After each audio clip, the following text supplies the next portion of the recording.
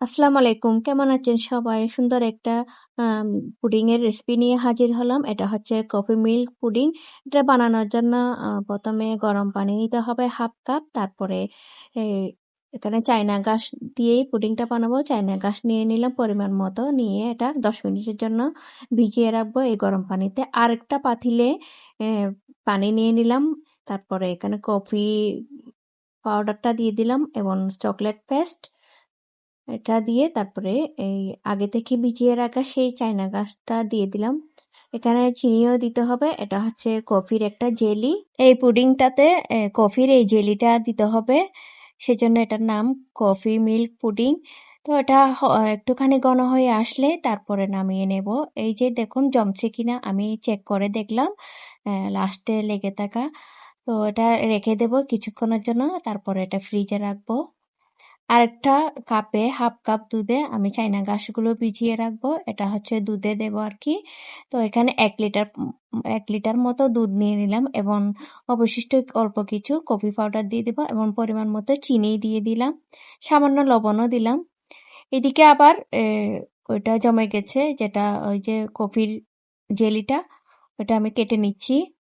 পছন্দ মতো আমি কেটে নিলাম কফির এই জেলিটা। এই জেলিটা অবশ্যই ঠান্ডা হলে ফ্রিজে রাখতে হবে। মানে ফ্রিজ থেকে নামিয়ে কেটে আবার ফ্রিজে রাখতে হবে। তারপর এদিকে দুধটা আমি চুলায় দিয়ে দেব। এখানে ৩ টেবিল চামচ আমি গুঁড়া দুধ দিলাম এবং সেই ভিজিয়ে রাখা দুধে ভিজিয়ে রাখা চায়না গ্রাসটা দিয়ে দিলাম। দিয়ে তারপর নেড়ে চেড়ে দিতে হবে। এখানে দাঁড়িয়ে থেকে এটা নাড়তে হবে। তো ২-৩ ব্লক ওঠার পরে এটা আমি নামিয়ে ফেলবো। নামিয়ে এটা ঠান্ডা করে নেব। বেশি ঠান্ডা করা যাবে না, তখন আবার জমে যাবে।